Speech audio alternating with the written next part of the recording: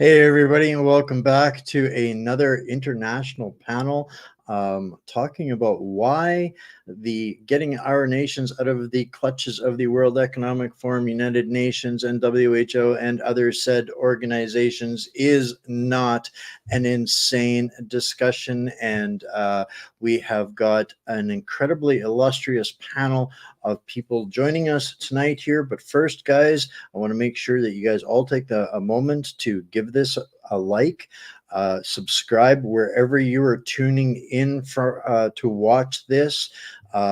People are streaming this out across all different venues and platforms, and I do have to give special mention to the peopleforpeople.ning for restreaming this as well over in Scotland, I believe. So I'm going to drop a link in the chats for you guys to find those guys as well.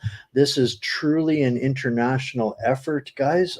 Transcontinental, bringing humanity together for a much bigger discussion. And without further ado, I'm going to welcome all of a bunch of our panelists here tonight from all four corners of the free world still. Thank you guys, everybody, for taking a little time to join us here tonight. Some of you will be very familiar with our guests. I'm going to start to my immediate left here.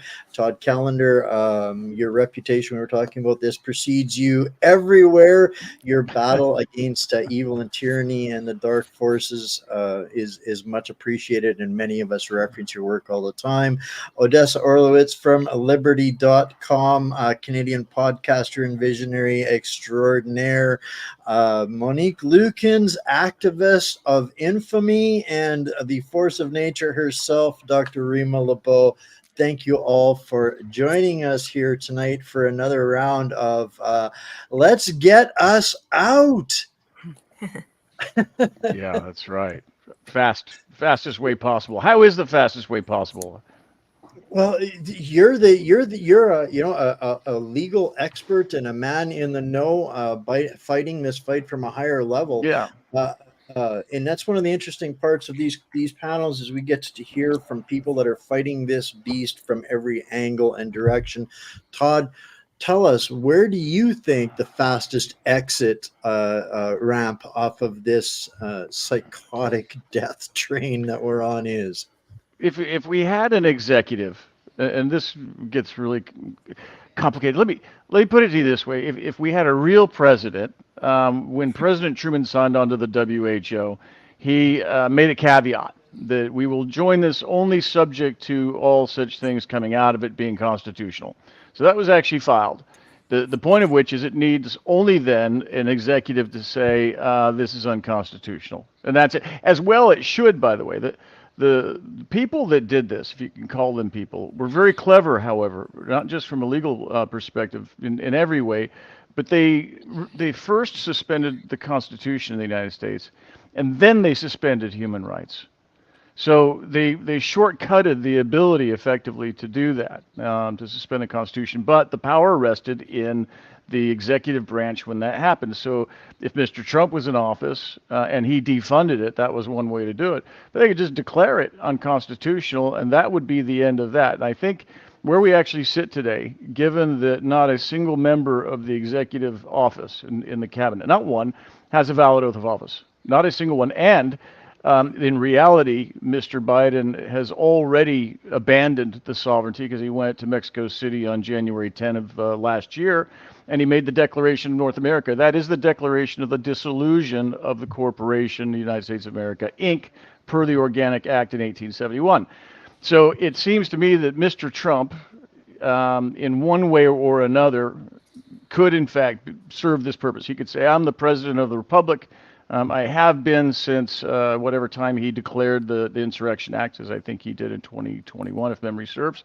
And then we'd be done with it.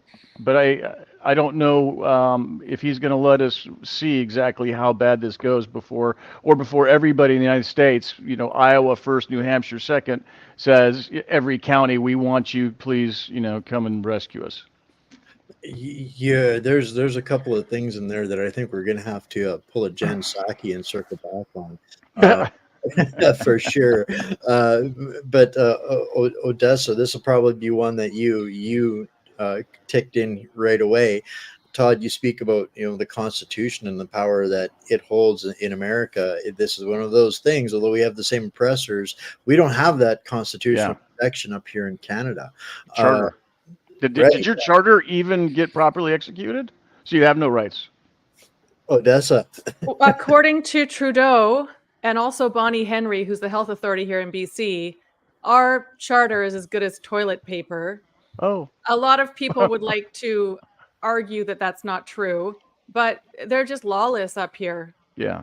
Yeah, they're just lawless. Well, I noticed, Canada being a Commonwealth, the oath of office of your Prime Minister is nothing more than an oath of allegiance to the Crown.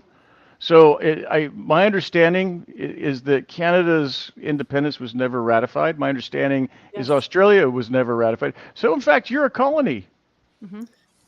So the Magna Carta is the only protection you have. When you boil it down to the brass tacks of it. It wasn't ratified, and I had a specialist on about that. So literally all of our courts and our politicians are actually criminals because it was never ratified. Yeah. It's just also we're also an incorporation of America. Oh, wait, I need to know more about that. But so hang on. So you have a corporation, and what about your courts? Are they swearing an oath also to the Queen or to the corporation? How does that work? Or do they have an oath? Well, it's my understanding that they are all corporations and they're all having sworn oaths to the Crown or their public-private partnership donor class. That's where this... We need to know. I mean, this is something that it's my litmus test. So we started something called Project Proper Oath. Lisa McGee is running that. And it's one easy way in the United States of America to say, okay, what team are you on? If you have an oath of office and it's valid, then we know that your allegiance is to the nation. And if it isn't, then in fact, you could be tried for sedition or treason. Those who don't have an oath, which is the entire cabinet of our government, they are actors. They are impersonating federal officials. So I'm curious if you can create such a litmus test in Canada or anywhere else for that matter. Well, we really don't have to, because if you ask any of our federal representatives, they will freely admit that Canada is a de facto nation. We do not have the rule of law, so it is the rule of the day. And this is where this quote-unquote democracy is merely the definition of rule by the mob. Whoever greases the wheel and squeaks the loudest has the power. And as Dr. Rima addressed so acutely here in Canada, they don't actually fight for the control. They fight for control of the control. And this is where we're stepping into. I don't know what that means. I want to know this is why this is why we have so many illustrious experts right here with us. What does that mean? I think the best way to explain it, the way I understand it, is if you imagine a marionetteer, a puppeteer, who has a puppet that walks across the stage and picks up a cup of tea and appears to drink it and so on. The puppet is controlling the cup of tea and the movement across the stage and is the obvious target of awareness, the politician, the bureaucrat. But in fact, the entity with the control of the apparent control is that marionette controller, the marionettist. And it seems to me that what we're looking at here is nested appearances of control, each one of which is in fact subservient to other levels of control, some of which we understand and can see and can identify, and some of which, at least to my simple-minded understanding, we infer or we have dim knowledge about, but we have very, very little real, or I certainly have very, very little real factual knowledge. We can infer what they want by the way that the control is manifested and is manipulated. But if we imagine, for example, that we have the Death Star over the horizon, coming very, very close to overhead, and that's WHO. And the Imperium controlling that is the United Nations, of which it is a component piece, like any good Death Star would be. Beyond that, right? I mean, somebody's got to tell the Death Stars where to go and what to kill. Otherwise, you got rogue Death Stars, and then you got another movie. But above that seems to be the international monetary system, far beyond the Bank of Settlement. That's only one piece of it. And above that, as far as I can infer and from the information that I've been able to understand, there's a system of control that wants to tear apart the world in some way. Now, maybe it's to eliminate all life, maybe it's alien, maybe it's draconian, maybe it's lizards, maybe it's cockroaches. I don't know what the hell it is, but I know it's batshit crazy. We got that. It's not focused on anything that's good for any of us, but in my understanding, we have no way of reaching that. What we can do I love your official diagnosis, by the way. Sorry, doctor, but every time you say that, it just kills me because you're actually qualified to label somebody batshit crazy. I am, indeed. Yes. And I propose, the Diagnostic and Statistical Manual, the DSM, which is now in its fifth iteration. I propose for the next one, BSM, or BSC rather. Batshit crazy, and it has a particular political referent. But anyway, so we don't have, in my view, access to those top two levels, but we do have access to the Death Star system, all the bits and pieces, all the organizations and their collective control system, the UN, and the access is, in my mind, I'm a simple-minded person, one way, out. And I think that's remarkably simple to achieve. It just takes, assuming that any head of state can actually write a letter, or somebody can write it for them and they can put their thumbprint on it. It takes the political will. But does it take leaders to do that, or does it just take people saying doesn't no? Take leaders. On whole, Regis says, I'm not doing this. You're a leader.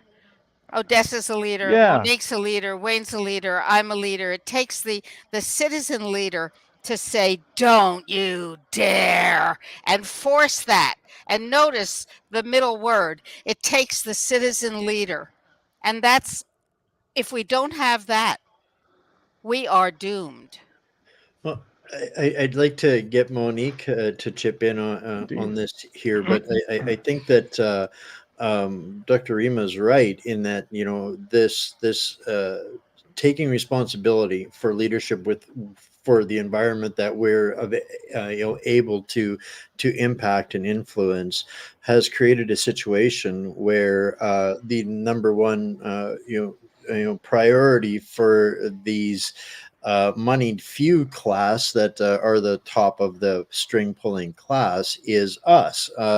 So I think that's a benchmark of our effectiveness, and the more we get coordinated through discussions and open forums like this as to getting organized as to where can we cut some of those strings that make the biggest impact by narrowing it down and understanding. This is where Dr. and Rima and I come together on this. Every metric of measurable suffering facing all of our nations comes or is sourced from the same point of origin and is at some degree a result of the policy being implemented by these organizations that we're here to discuss. And I think that there's nothing that they fear more right now than exactly conversations like this happening, and this resistance moving from the national stage to the international stage, because it's truly an international problem.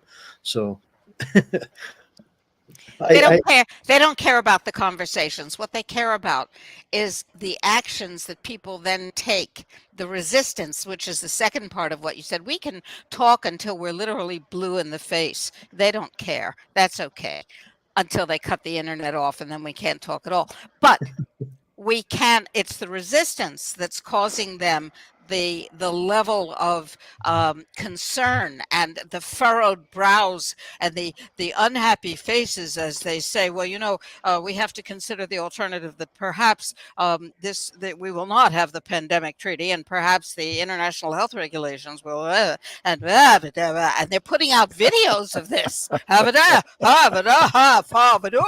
and that's us. Now we have to do more. I mean, it's satisfying to have them furrow their brows, but we have to get the bastards off our planet. All right, Monique, you're the wild card here. There's got to be something in there that you just cannot hold back any longer. So tell us a little bit. Introduce yourself to the community out here. You're a new face for some of us, and this floor is yours for a while. Okay, thank you, Wayne, for getting me on the show, and Dr. Rima and Odessa. Nice to meet you, and I know Attorney Todd. I thank you for saying the wild card, because I don't know if any of you listen to Coast AM, but I always used to be on that wild card. Monique from Sunland, and haven't been on it for a while because when the pandemic happened, I really got so deeply involved. I was listening to hundreds of hours of content, reviewing documents as a lay citizen, because I work for a school district that closed and we didn't have anything to do. And luckily at that time we were getting paid.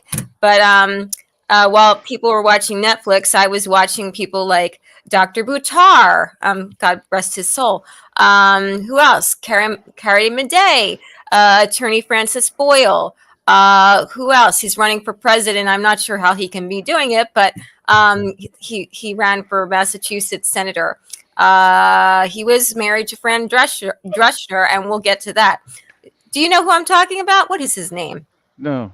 No. Don't forget your action with Sheriff Villanueva. That is legendary, Monique. Thank you. I will mention that, but I wanted everybody to know who I was listening to, and of course, what they were saying all disappeared, including myself. My 5-year YouTube account terminated. I mean, it was like my home burnt down. But yes, with Todd, he had a criminal complaint on his vaccine choice website. Go ahead. Vax Choice, VA Choice. Vax Choice. Right. Yeah. And so I downloaded it. I tried to get a hold of him. I got a hold of his sister, and then I was able to get a hold of Todd. I did go into LAPD. Of course, they were looking at me cross-eyed, but I did it anyway. I got it on tape. Then I went to the sheriff department. They would not take it because they said, well, you did it for LAPD. All right. So what I thought is, I know the head sheriff of Los Angeles, Sheriff Villanueva, because I had gotten involved with something else years ago that I stuck with for about 8 years. I think it should be mentioned. Her name is Mitrice Richardson, and it's very possible that she was tampered with by law enforcement, unfortunately. You'll have to look that one up. But anyway, he was going to investigate further. And so that's how I got to meet him. So what I did is I sent Todd's complaint over to him, and I stated Sorry, go ahead. Yes, I was going to say it was a criminal complaint, and a long one with a lot of evidence. This was like 2020, by the way. You might remember there's like 100 pages of evidence. We even had a very early edition of Dr. McCullough was one of our affiants. But we put together this evidence. It was a criminal complaint against all the same guys that everybody now says, did the crime. Anyway, Monique marches down there and videotaped it. It was awesome. Yeah, but unfortunately, the detective would only give me an incident number instead of a case number. So then I went again to him, this time with someone else who didn't want to take his sunglasses off because by this time he was scared and he had gone to J6. We won't mention that. But Wayne's laughing at that one. It went up into a website called evidence.info in perpetuity. So at least that is there. And recently I actually contacted him again and said, hey, the Italian prime minister, he's being investigated for murder. So I think that this should really now go into in a case number. He didn't get back to me, but at least it plopped in his inbox. But So they investigated this. At least that's the video I had. well, I'm talking about the detective from LAPD. But as far as Sheriff Villanueva, he never contacted me, but I'm sure that it got into his inbox because I had his business personal email address, which he had given me because of this Mike Therese Richardson case. So that's how it came to be. I have no doubt that it had something to do with. Who was the detective that came out to you? You sent me the video of it, and he said, "Yeah, we understand, and yeah, there's something here, but we don't have the jurisdiction to do anything about it." Yes, so I thought he was the sheriff's office. No, that was not the sheriff's office. That was gosh, I can't remember his name, but I'll find it because I'm sure you will. Aren't we talking about the squeaky wheel gets the gets the oil? Yeah, that's you. Yeah. So that's what happened. And then so recently what I've been doing is... Can I just stop really quickly? This is important, and I'm sorry, this is really important. The reason why it's critical, she put into evidence and she made a criminal complaint and she got an incident or a case number, which means that forever thereafter, it was that they were on notice that a crime had been committed, and here's the evidence therefore. The reason why it's important is thereafter they can't say they didn't know. Oh. Right, that's the problem. And if they were injecting people thereafter, they did so with full knowledge, mens rea, necessary to prosecute them for murder or any other crime that might befall. So that was a really important thing that you did, because where you filed those sheriffs, those law enforcement officers were on notice. And by the way, Sheriff Villanueva, the sheriff for Los Angeles County, refused to force his staff to take the shots. So I think that was you, Monique. These are the exact same stories we have seen repeated coast to coast across Canada. In every municipality, exactly the same thing. There was tens or hundreds of thousands of notices of liability case files. Yes. Dr. McCullough was a part of a great many of those. That was kind of where I entered into this. Was I did a series of 40 some doctor talks with all of the Dr. McCulloughs, the Dr. Rishes, Alexanders, Bridles, all of these guys building these evidence files from the best people in the world. And so this was one of the things early on that triggered me into getting involved in a. If it isn't just here, moving the investigation, the spectrum of discussion bigger and bigger and bigger, and ultimately it always ends up at right through the Dr. Fauci's and the Theresa Tams, and it all comes back to the Tedros and the WHO and the United Nations and their policy, the UNSDA, the 17 points, the equity, but they're reeling right now because they just can't overcome the knowledge that it's taken people like all of us to do. None of us, except Dr. Rima, she's got a couple of lifetimes of doing this, but none of the rest of us would have considered ourselves in this position just a couple of years ago. No. And when I say that it takes citizen leaders like Monique, who, with the help of an attorney who was putting the material together in the necessary format and so on, but it's the bravery of those of us who will speak to the supposed authorities, who have no authority that we haven't given them, who will speak to the truth of the matter when it's socially incorrect to do so, who will put aside the nonsense of political correctness, which is mind control, and say, I speak truth, and I hope you can hear me. If not, I'll go on to someone else who has their testicles more firmly affixed. Odessa, we haven't heard enough of you. I want to understand more about your podcast, because that's, the other part was people brave enough, to stand in the wind and be publicly scrutinized and taken apart. But that was something you had done, I gather. The reason I started doing what I was doing, I was in the first month of the lockdowns, I was down with all the other Vancouver fringe protesting what we knew was coming. And, I sat back and really had to think, what is about to happen to me if I open my big mouth on Facebook, if I end up on the news, which unfortunately I did that first day, if I do this. And I thought, what's more important, saving my 2 sons from this injection, or being liked by my family, my friends, and the nobodies on Facebook, meaning the ones I don't know who they are. So I shouldn't say nobodies. Being the, liked. The followers who I don't even know who they are, right? So I sat down, I thought, well, what is my purpose in life if I can't save my 2 sons from what could be a lethal, I'm not sure if we're on YouTube, so I'll just say poke, then my job is useless as a mom. So I made the decision that my children's lives are more important than anything else, including friendships, including family. So half my family said goodbye to me.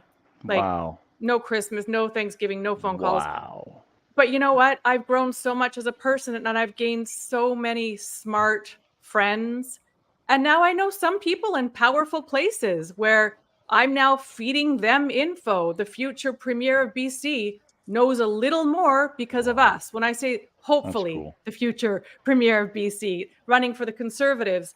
So I just decided that, oh, well, I'm just going to do this. And if I go down in flames, at least I tried. And what I've done has protected my son so far. Good for you. God love you. Can yeah. I just ask you a question? You said something about them running, that there's going to be some election. Given what Dr. Laibow just said, that this is all kind of made up and the puppeteers are around, what makes us all think that there's going to be an election? Is it just because the popular people are going to demand it and they're going to show up with their paper ballot one way or another, or how does that work? Well, I always try to look at no politician's going to save us. Only the people are going to save us, right? Mm-hmm. At the ground level. But then I also look at the system hasn't completely been given over to communist China, the UN, whoever you want to call it, the aliens, the Seed and Co., which is at the top of the bankers who are going to take everything eventually. Right now, they're not knocking on our door and taking us to camps yet. So until that happens, I'm just going to keep hoping that the political landscape changes enough that we stall their plans again. It's all about stalling their plans, because every day we stall their plans or slow it down is another day of freedom for our kids and another day of another truth coming out, another person having to step down. Look what's just happened with Trudeau. What they did in the federal court by saying it's unconstitutional has I don't know. The Ottawa. What happened? It's like the biggest news. The biggest news right now. About 5-6 days ago, I don't know how long ago, a federal judge deemed what Trudeau did in putting the Emergency Act out, emergency powers, arresting people, freezing their bank accounts was unconstitutional. Within 12 hours, the what's his name that just stepped down, Wayne? David Lametti, our Attorney General, Minister, stepped down and joined the top lobbyist firm for the top legalist law firm for the jab companies. Yeah. And a couple other things have happened. I just because I don't want to forget.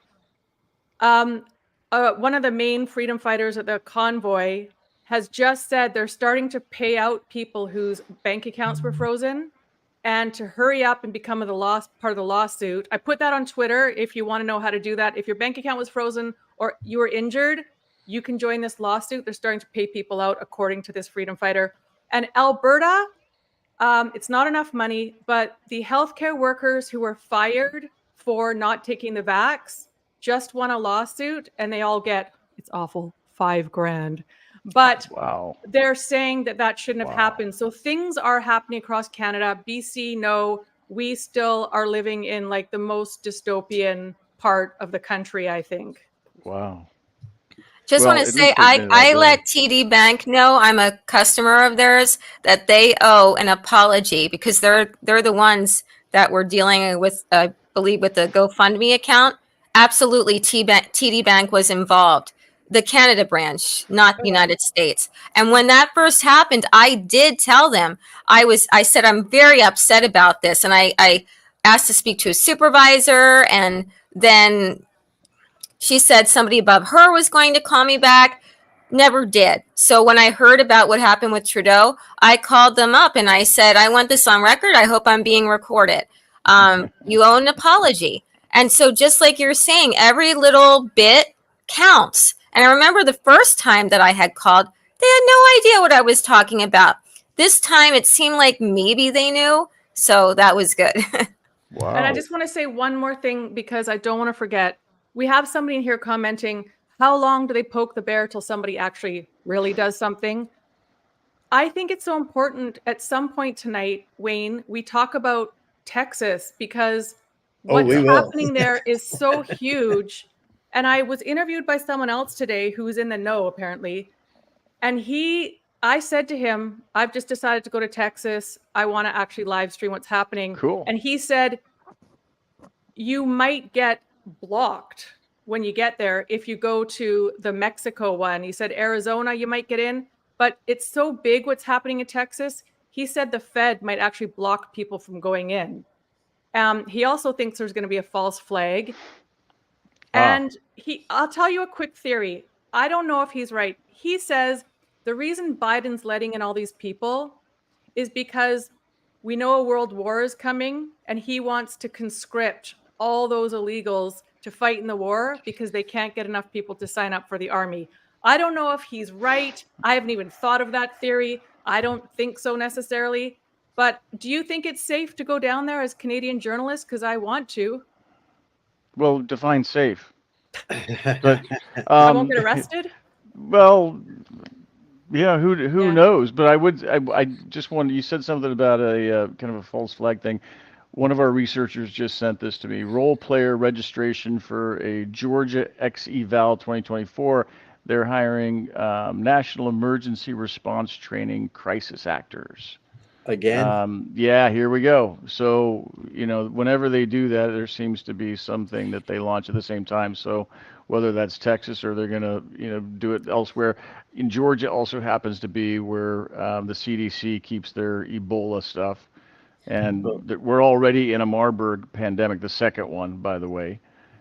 So, Todd, I have to tell you, that I'm a Screen Actors Guild and I'm in a lawsuit with them. I recall that. With about 100 others because I wasn't able to get onto a set because they required the jab. I'm in 5 lawsuits, everyone. Woohoo! Standing up to tyranny.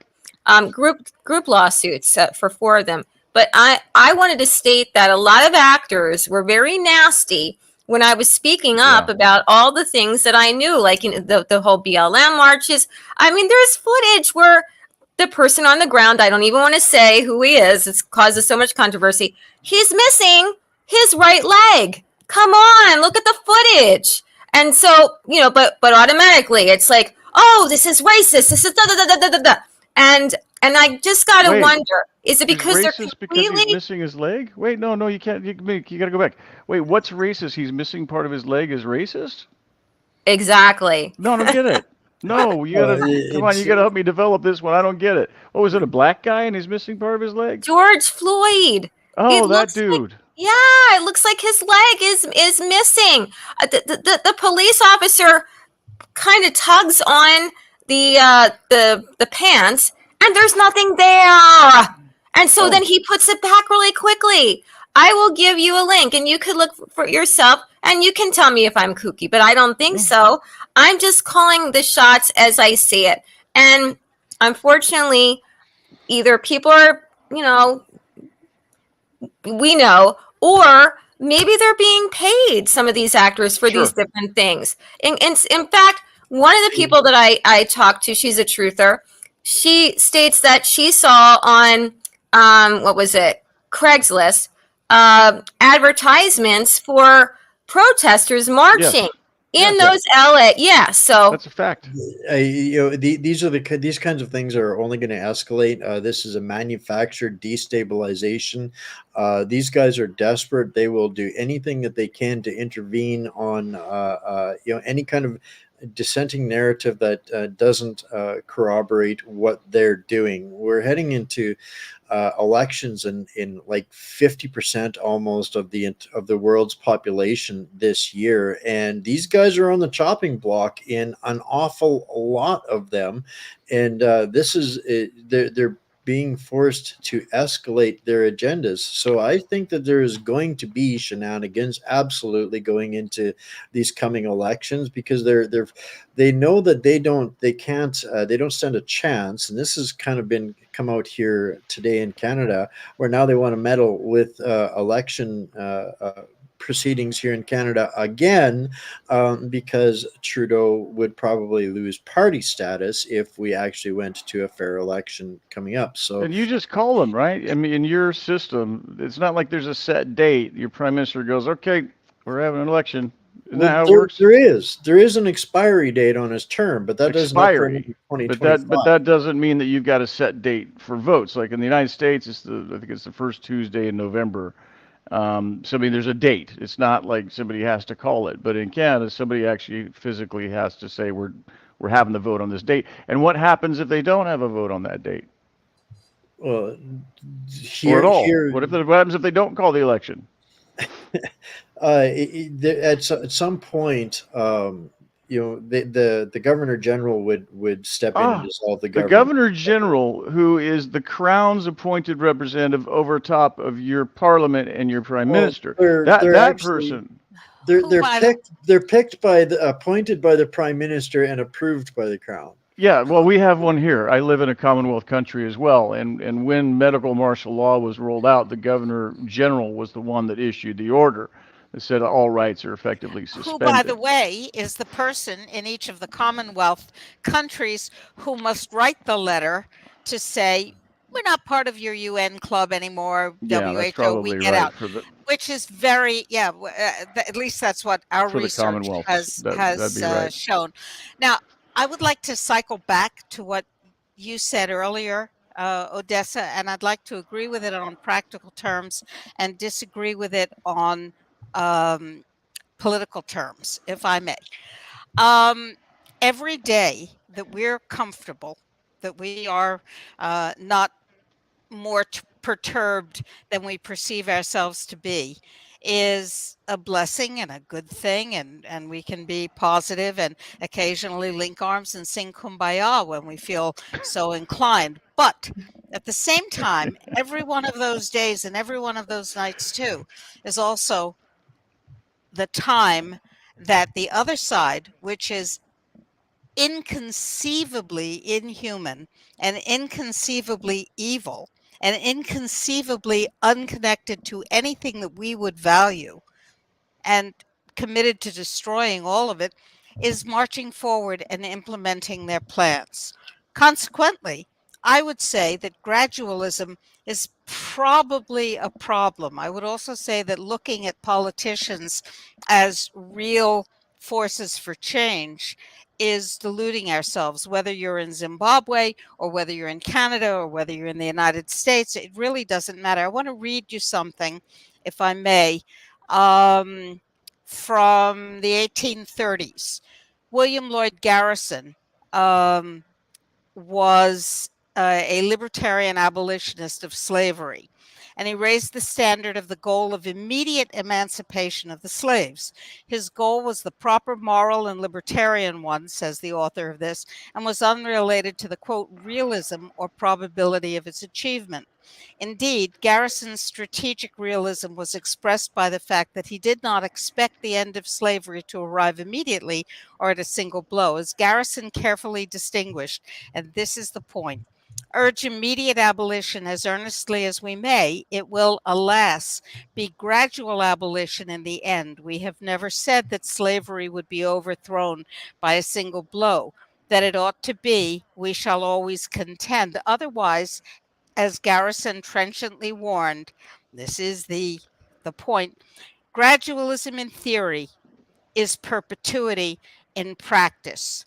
Gradualism in theory is perpetuity in practice, and their practice is the absolute extinction of everything that makes us human and of most humans. Consequently, in my mind, there is one issue, and it's not elections, and it's not parental rights, and it's not the justice system, and it's not freedom of speech, as important as all of these things are.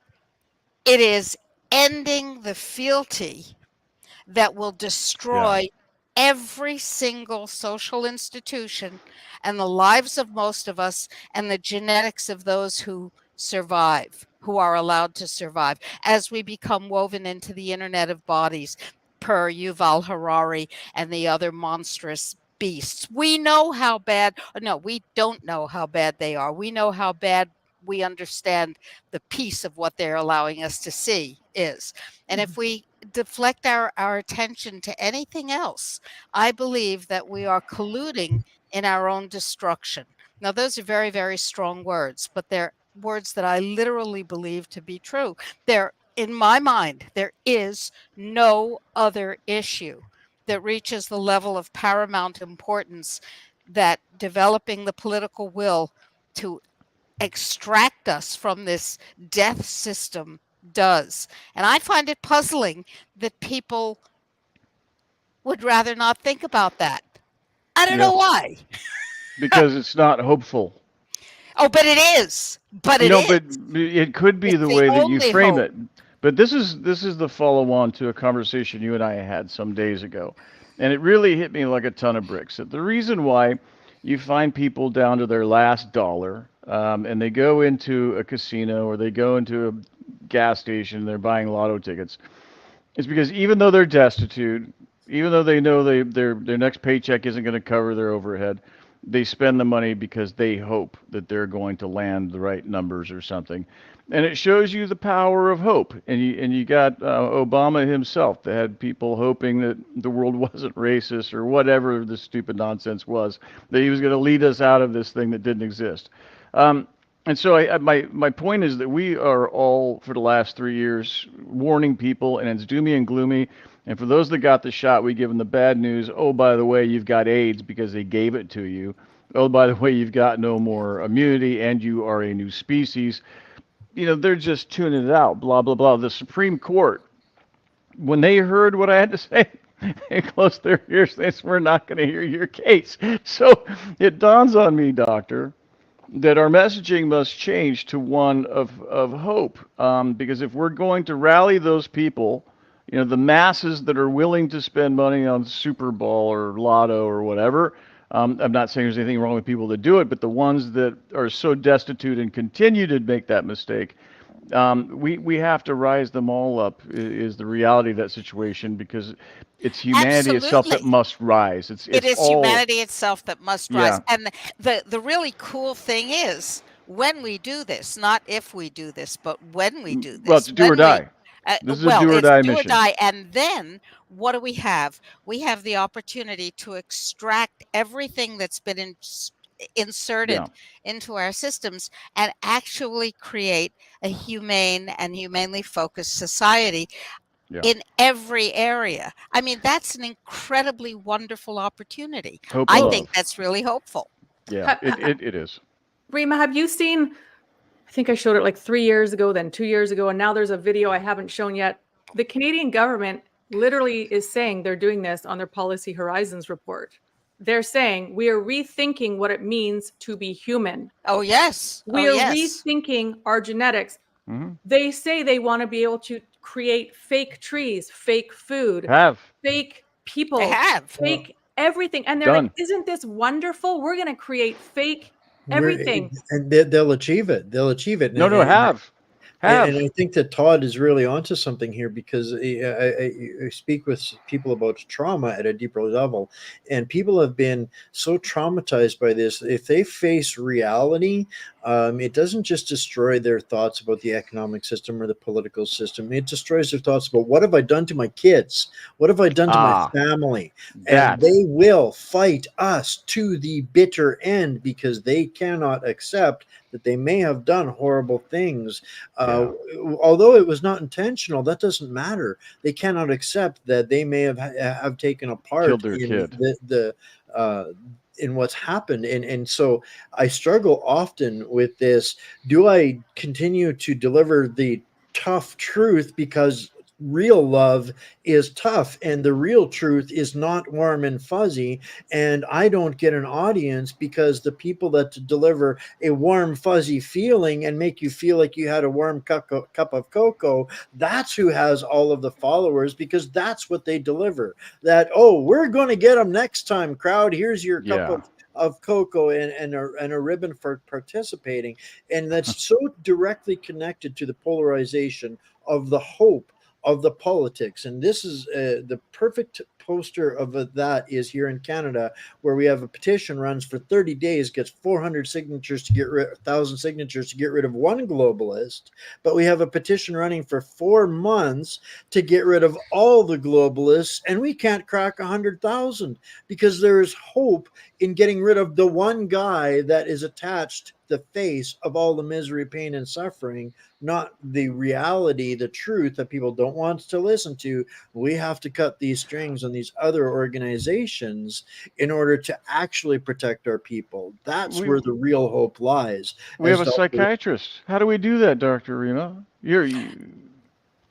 Well, do you ever hear of good cop, bad cop? So I say these things that scare the shit out of people, and you say it nicely. It's okay.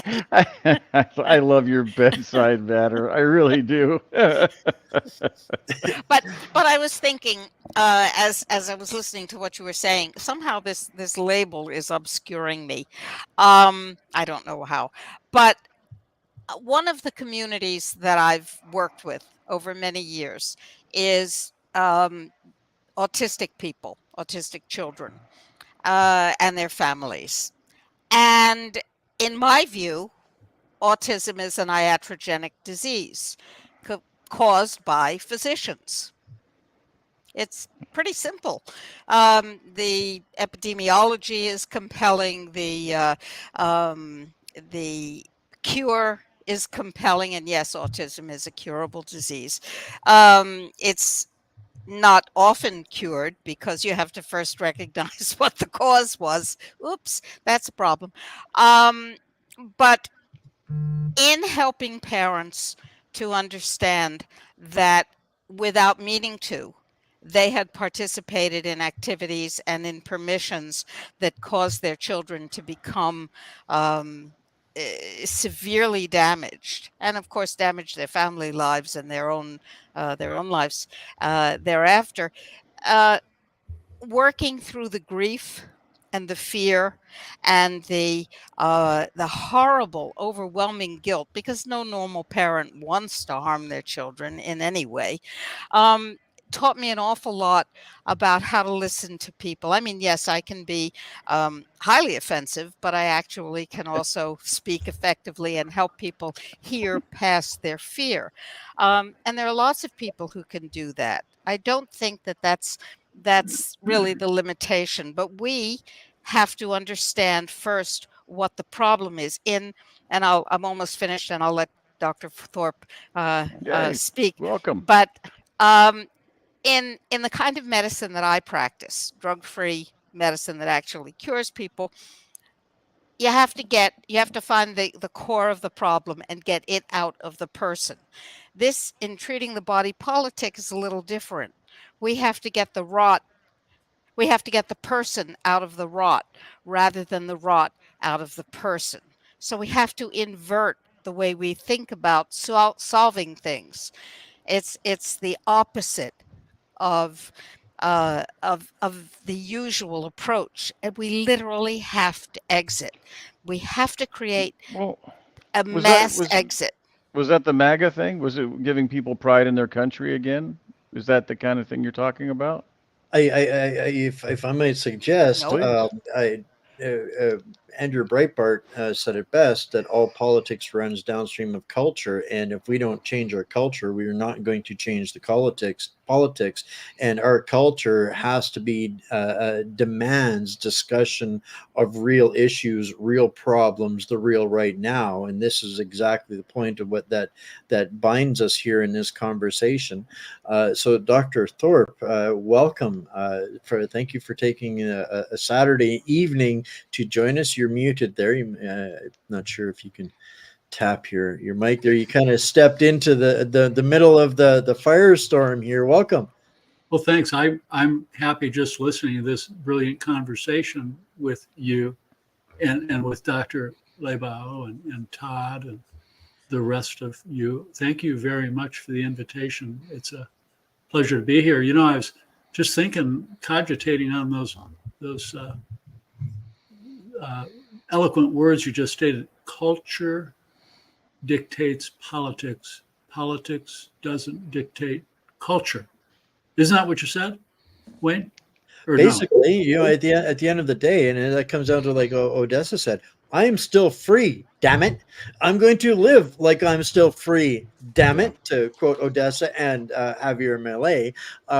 This is what allows us to be effective and to do things like this. Because if Klaus would have his way, he'd be sending somebody over here snipping every one of our internet wires. But no, we're doing it anyways, and we're bringing the point of focus to them with a global discussion as to where the root and source and cause of all of this evil, pain, and suffering, murder, and death is, and that brings people like us together.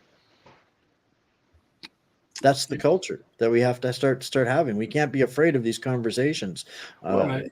Can I offer that I think the way you lead people out of this, and I've been hoping that this is contagious, is the truth itself, that you not only speak it yourself but demand it of others. And I find political correctness to be abhorrent. It is just a means of lying verbally. We were talking about George Floyd, but it took a while to get there because frankly, I think, Monique, you were afraid to be characterized as racist. And by the way, it was the left leg. I want to say it was the left leg. Just in case you look at the cam footage. Thank you. Keep going. Can I offer to you, I live in the Caribbean. I live in a black nation, and black people call black people what they are, white people. Nobody cares. So this is kind of a U.S., maybe North American phenomenon, the cultural part where words are off limits. You can't talk about somebody's skin color or not. It's absurd. It's absolutely absurd, and we have to stop that nonsense because as we continue to lie, we're developing this culture of lying, and we're never going to get anywhere. And so, stop tolerating people. It's kind of like, sorry, Monique, but I was like, are you talking about George Floyd? Are you talking about a black guy? Is that what you're talking about? That's like, you don't know the abuse I've taken, but I totally agree with you. And I actually, I work for a school district too. I actually sent them a message because they're planning to have a BLM week. They've been doing this since 2021. And I said, I will be happy to honor Black people, but I will not honor it's a racist organization. Oh, yeah. I put a couple lawyers in the BCC. I sent it off to Human Resources. I'm getting pretty bold in my older years because it is. What do you got to lose? Exactly. The income, but who cares? I've traveled the world as a Caucasian woman since I was 20. The racism against white people, you'd actually it's really bad. The racism when I was in Singapore, the men would hork and spit next to your foot because they assume you're there to be a hooker. They'd call us things. When I was in Las Vegas, way before COVID. As I was waiting to get into a Uber type thing, and my husband had gone to get something, this black man says to me, he looks me up and down, and he goes, "You're so disgustingly pale. I don't know how anyone has sex with you." Whoa. I'm like, "Oh, cool, thanks. I'll be sure to let my husband know that." And then I just got into the Uber. I'm like, Like, this stuff happens all over the world. The racism against white people and the things they call us, even in Asia, we have it too. It has nothing to do with whether it's accurate or not. It has to do with the response that it elicits. It after a while, you hit a puppy with the newspaper often enough, all you have to do is pick up the newspaper and that puppy is in the corner peeing its pants. And this is what they've in effect done to the entire population, particularly in Canada, because we're not really much for barking in the first place. So it was just a whole lot easier for them to achieve up here in Canada. And I'd love to get everybody else's take on this, particularly because we've got some Americans here with us today. Up here in Canada, every fascist, far-right liberal, expired liberal is still in utter meltdown mode that Tucker Carlson dared be allowed to speak in Canada with a Canadian politician. They are calling for resignations, apologies. They want the federal politicians involved on intervening on this. They want Tucker banned from access to Canada. They are literally exposing themselves as the biggest anti-democratic, anti-free speech democracy in the history of the world, and it's every elected official that is not specifically hardcore, what they call far-right conservative, which is still milquetoast. Good. Politician. Like I could have sworn you said far-right liberal, and I was really confused. I didn't know if things were backwards in Canada. Well, okay. It twists my tongue up with the level of the insanity of this. We've literally got our entire nation polarized by how dare Tucker be allowed to speak in Canada, and how dare an elected official speak with Tucker in a public forum. Is there no libertarian bend in Canada? I mean, Odessa, you strike me as being a very libertarian-minded person. Yes, my husband's libertarian. I'm live and let live. Well, isn't that kind of the definition of it? Nobody cares. You know, what's interesting is, and I'm going to take heat for this, Wayne, you know this, within the freedom community in Canada, and I'm sure it's the same in the States, there's different kinds of freedom people.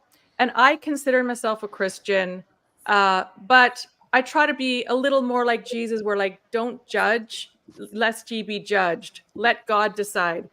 And so I say things that piss off Christians. And it's like, maybe I'm a little more libertarian because I have 4 kids. 2 of them are stepkids. 1 of them's gay.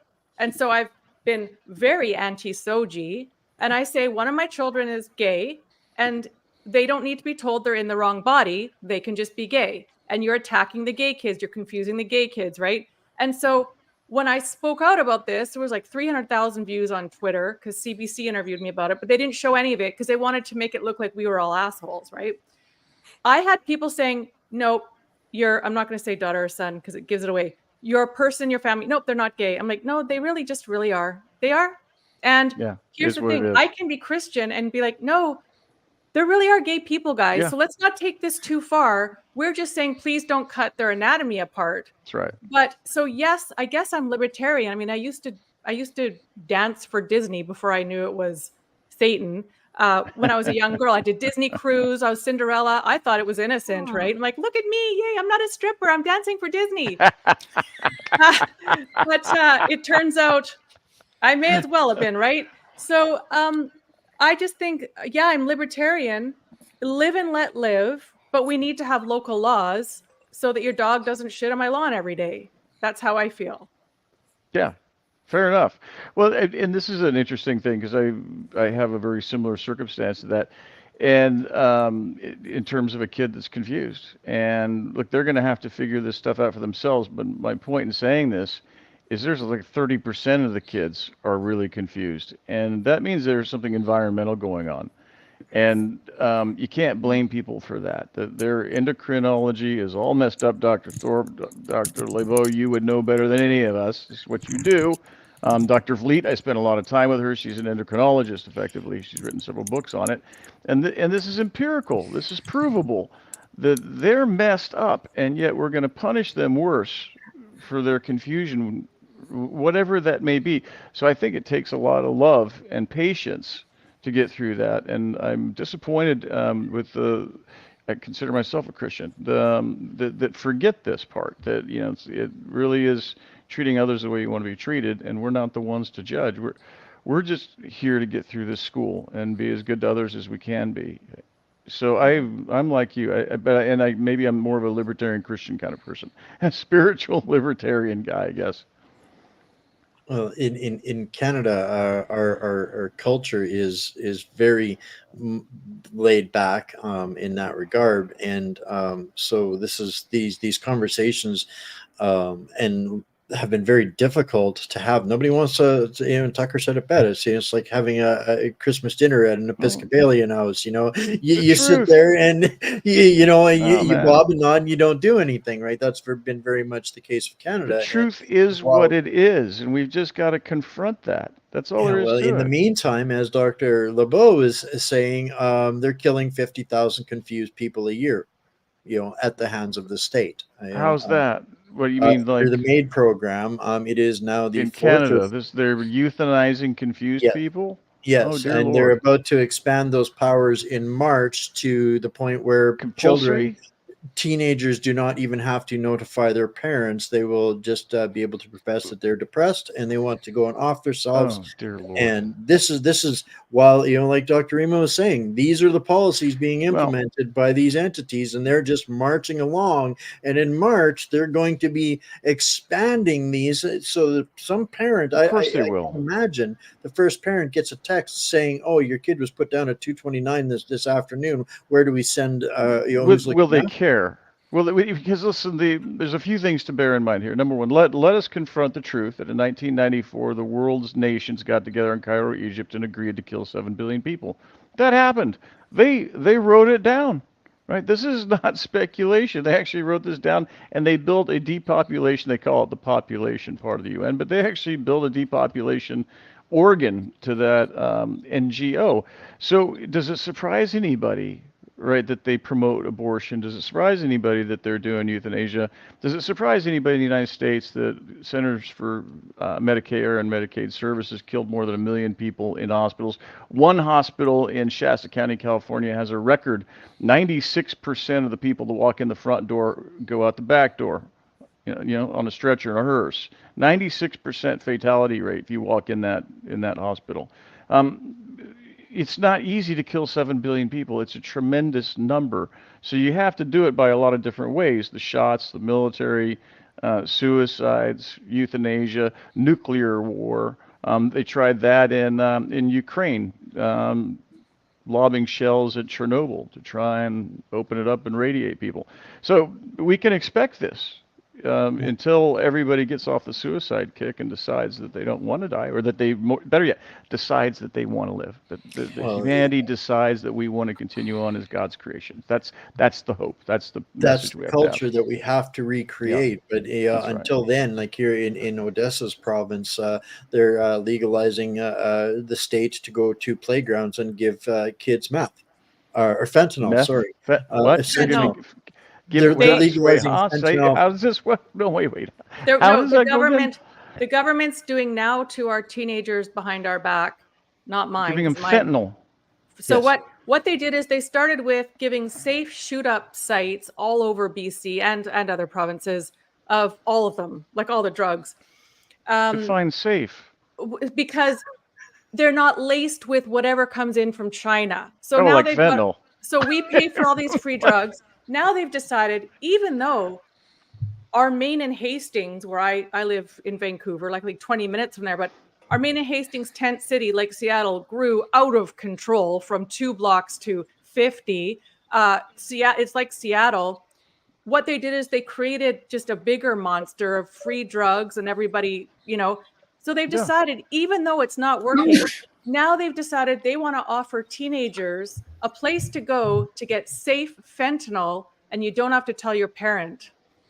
We're like, oh, and how is that working out with the adults? You go downtown and you have to weave around people that are over like this because their backs are so screwed up from the most late. Is it crank? My kids were telling me what the heck does it? Something like that.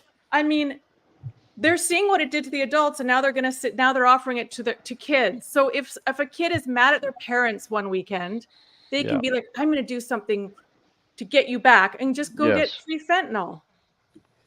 And I just want to quickly mention, not as bad, but with the whole trans movement. Okay, I don't want to talk too much about that, except for the fact that people are taking hormones, kids, and we already know that the jab has caused strokes and heart attacks. Guess what the hormones do? Yeah. They cause strokes and heart attacks. That's right. But it's very rare that someone will bring that up. So it just goes along with the whole drug culture that you're talking about and this assisted suicide. there's a high-profile case in Ottawa where a police officer tried investigating those sudden deaths of youths, and she is now being prosecuted to the full extent of the law because how dare she investigate those, including having all of the. Are you talking about Helen Groussot? Wow. Yes. I don't know that case. Can you fill us in? Yeah, I testified in that case. Wow. Dr. Thorp, please. Say what? Yeah, tell us Yeah, about the tell case. us what happened.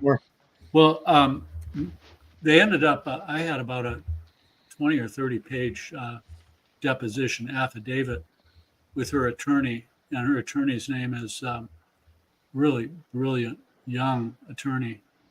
Her name is Bathsheba Vanderstill, and she was representing Helen Gruss, the police officer, and Helen was in charge of the unit that had to investigate sudden infant death syndrome.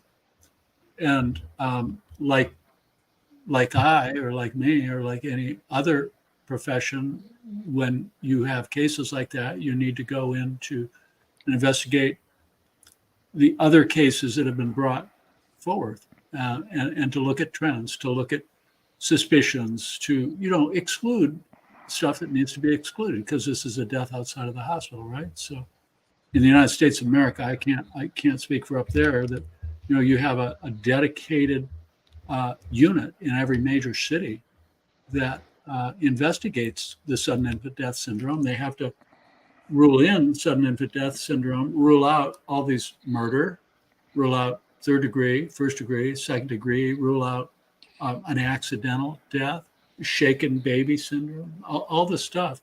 And when that's all excluded, then you end up with the diagnosis of SIDS, sudden infant death syndrome. And so, and they, in the United States, they have to have autopsy. So she was just doing her job, and she was appropriately looking at the data, and she was questioning. And because her questions were not in the eyes of your fascist premier and dictators up there, they didn't like where she was going and the obvious conclusion. So they brought charges against her. She's a policewoman. Holy She's cow. a brave, courageous young woman. They brought charges against a police officer for doing her job. Talk about jumping the shark. Yeah, it's hard. And Well, I have a personal relationship with her. I've never met her, but we chat all the time, and as I do with Miss Bathsheba, her counsel. And I rip their asses apart from stem Good to for you. stern. And I'm sure that's because I call this entire Ottawa police unit a bunch of unethical, gutless wonders and ne'er-do-wells, and I had ample data for them. So but they this is the excluded my point. testimony. What was the disposition of the case, or is it still pending? No, I think that it's still pending. I believe it's still pending. But this is real. I have data that was obtained legally. One of my research colleagues his name is Bobby Bounds, and he's a West Texan cowboy. He's brilliant guy, just a great researcher. He was in the IT industry, and instead of going in and hacking, or getting a whistleblower to leak the data, he went in and bought it. He purchased the data through legal channels, the death certificate data from Nevada, state of Nevada. And we analyzed it. And in the 2 years of the COVID vaccine, 21 and 22, there was a 20-fold increase in sudden infant death syndrome compared to the aggregate 4 years previously. It's 20-fold. 20 times. And then I got turned on to Wow. another whistleblower like Helen, except she's in the United States of America, and I can't mention her name and I can't mention the city, but it's a moderate-sized city. And this whistleblower, same as Helen, and I connected them both up. And this lady, it's interesting too, that these are women, because the guys don't have any balls. Yeah. The guys don't have any balls.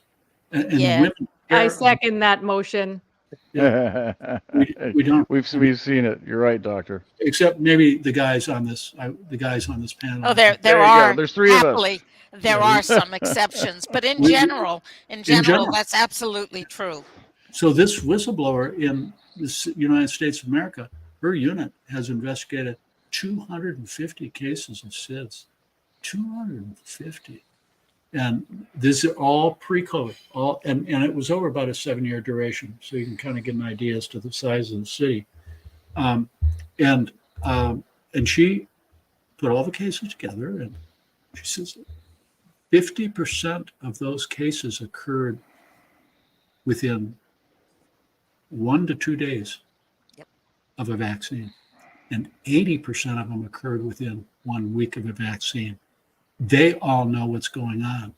And, she's weeping and upset, like I would be too. I'm an empath. And the guys just, okay, let's just move on. Don't ask questions. And, I'm talking to this lady. I said, it's like, that's gotta really, really upset you. And because we all know what's going on, but nobody wants to get Brandy Vaughanized. Do you remember who Brandy Vaughn is? Yes. Oh, yes. Yeah, she was a whistleblower for Merck, and she was offed. Well, I mean, look what they did to Dr. Mel up here, who tried to blow the whistle on Mel Boucher. Mel Boucher. They And literally Daniel Nagas. Daniel Diaz. If you push the boundaries of it, they will lock you up. They put Dr. Boucher into a mental institution and kept him drugged and sedated, and he literally had to be broken out in order to get voice to what he was charging and or alleging, and brings the evidence. But here in Canada, and I suspect elsewhere in other places with this same infection from Geneva and New York, these organizations and the judicial system here in Canada, there is no justice in it. It is merely a legal system, and it is, again, another corporation that is become a public-private partnership and takes orders from whoever bends the dollar to them. The courts are appointed for the most part here, and the judiciary is appointed, and they take these lines. A judicial notice, for example. Everything has been dismissed in Canada under judicial notice. It's a moot point, or it's vexatious, or it's Meads versus Meads. They've got a consistent bar across accessing anything that actually sets precedent or is allowed to come to a justice system. There's a reason for that, by the way. That goes back to the suspension of human rights and militarized public health, medical martial law. Because when those treaty obligations came into effect, in the case of the United States, when the 2005 international health regulations are invoked, there happens to be an amalgamation of 4 government activities.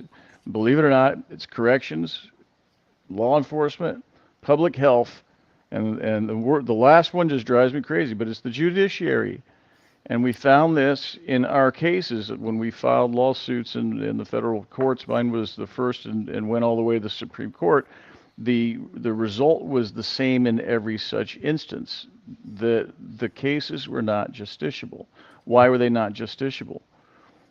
Because the the law enforcement powers, the prosecutors, the defense lawyers for the government, and the judiciary, again, this is the courts, were amalgamated. The pleadings we got back were canned.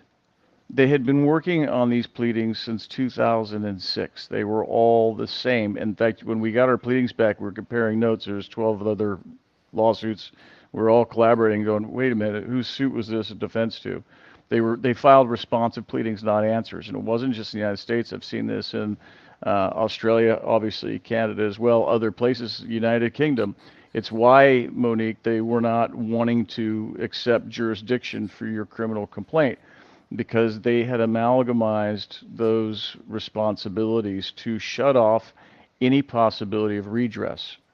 So that goes back to Dr. Rima's point of view, which is that it's up to the people. We're not going to find any redress in the levers of power and the institutions of government, because they have blocked that off. It's not there. So this is where you end up in the greatest incident, which is no, and that's what happened in the military. 400,000 service members said, no, we're not doing this. And that backed the biggest killing machine known to man. They stopped it. So, and that's the point. That's the point. When we collectively develop the political will, and it always comes down to no. It's always don't you dare. Right. When we develop the political will, and I have seen this, I have engineered it over and over again, the largest, most fearsome forces step back, give us what we want, and then they cycle back to get what they want again. And hopefully we are better equipped and wiser and able to, and in a better position to prevent it. I want to make a point that's tangential to that, but central to what we've been talking about a moment ago. My husband was a retired 2-star general when I met him. And he was, when 9/11 occurred, he was the highest ranking military officer in the world, as far as we know, to speak out against the official narrative. And he spoke out eloquently and many, many times. No one threatened his life. No one threatened his pension. No one came after him. And the predictions were by his classmates from West Point and so on that all of that would happen, and it didn't.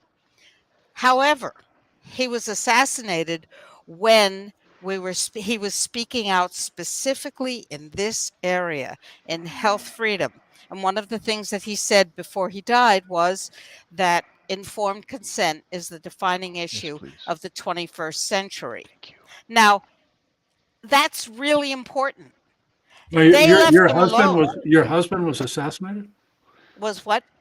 Your husband was assassinated? Yes. Oh my God, I'm so sorry. When? Thank you. So is he, and so am I.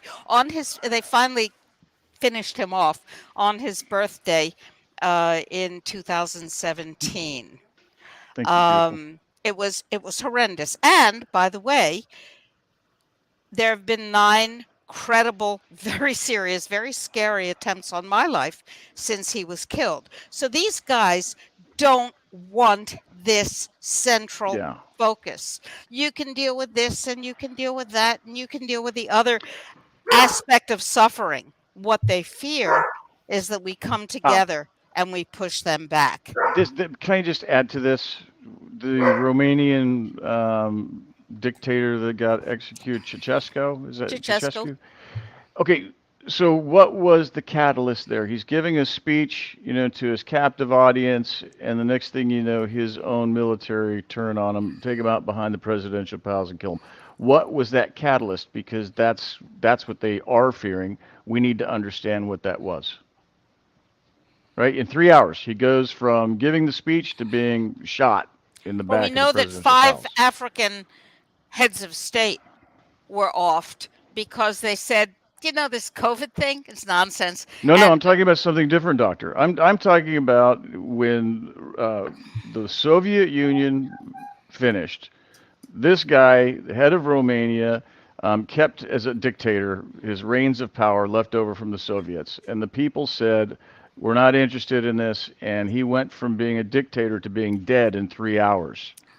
So the question I have is what happened amongst the populace in that 3-hour period of time where he went from standing in the balcony of the presidential palace to a captive audience to Was his it own among the presidential populace or guard. was it among the military? It sounds like he It lost it was the all palace of guard. it was all of the above. Yeah, that's right. So there was, I think it was actually a spark of freedom, to be frank with you, because I was in Eastern Europe right after the Russians left Poland. I was in Poland. And so that happened, I think, a year before I was there. But is it the taste of freedom? Is it that the leaders, Gorbachev, whoever else was sitting in those satellite republics, that understood if we don't get ahead of this and give them the freedom, we're going to end up like that dude, shot by our own. How do we do that? Is it the hope is that we've been talking about? Is it I the think freedom? that's the role Zelensky is playing right now in the Rothschild, the greater families. He's gonna get shot himself. His people are Yes. gonna frag him. Well, no Yes. different than to be frank with you. That's what Lloyd Austin did to our troops. He fragged them. He ordered them to commit suicide, but 400,000 of them said we're not going to do it. What I'm trying to get at, we need to replicate that spark, and we need to make it contagious, because that is the thing that they fear, is the loss of control, where 3 hours you go from top dog to dead. That it has to be rinsed and repeated. I think with every one of these discussions that we have like this, it centers on this focus of the point of origin. The closer we get to people understanding the reality of what we're up against, and that is, in Canada's case, we are already a fascist. No, we're fascist. Yes. We are straight up Yes. fascist. Sure you are. Every Well, organization. that's what a public-private partnership is. Exactly. And that's actually what I was undoing in Poland, was the Soviet model economy, which is what's happening now. A Soviet model economy is being forced on everybody. 100%, and this is our last opportunity to get to the heart of that, is understanding where it all comes from. We can talk and argue about a million different points, a million different sufferings, 1,000 different ways that they're killing us. At the end of the day, it still all comes down to the strings that are being pulled from those organizations, and the meat puppets that facilitate that along the way are the ones that we look to save us from it. This is the insanity. Exactly right. It's the absurdity. Absolutely, exactly right. An absurdity, and the people think that getting rid of Trudeau is going to solve this problem. And I get so many people say to me, "Well, it isn't even, because unfortunately, our government is also a public-private partnership, and every one of our parties are public-private partnerships, and they are all signed on, contractually obligated to the same partnerships." Yes. Right? Yeah, I believe exactly what's happened in the United States of America. Absolutely. Absolutely. So and the only way to end that that contractual obligation is to remove it from the other end.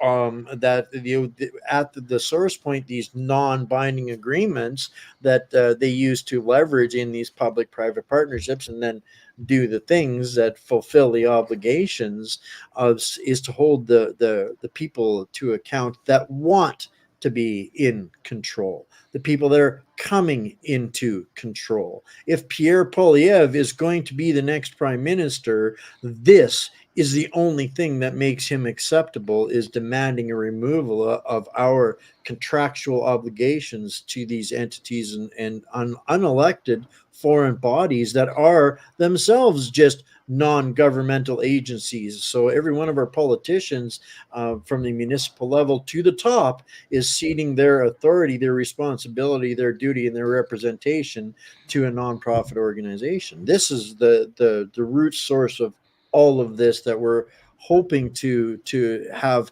parallel understanding, not just between nations, but between continents, because this is they're the same in all of them. It's exactly the same, and this is exactly how this whole charade of this pandemic was pulled off. $5 trillion of U.S. taxpayer dollar monies, and my wife Maggie Thorp is an attorney as well, and also, she's got a divinity degree as well.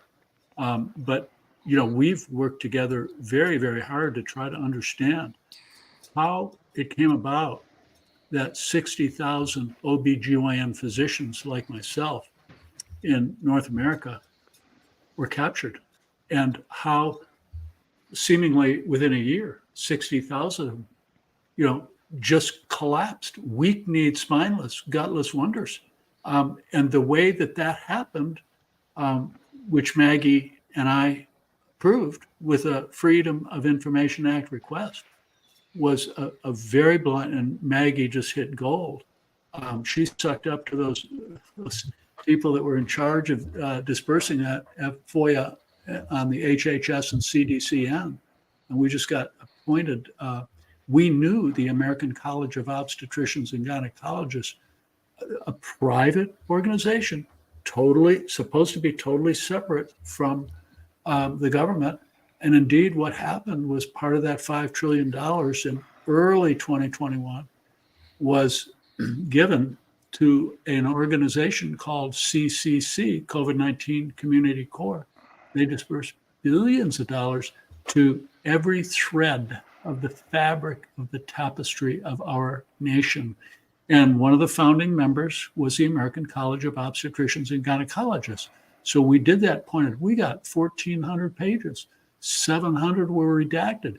They entered into a dirty, bloody, underhanded, under the table blood contract, which I have termed the covenant with death, out of Isaiah chapter 28. 110 years ago, the Flexner Report, sponsored by the Rockefeller Predatory Philanthropy Club, did exactly the same thing with the small fledgling, starving and much ignored American Medical Association, because nobody wanted to use allopathic medicine if they had any choice at all.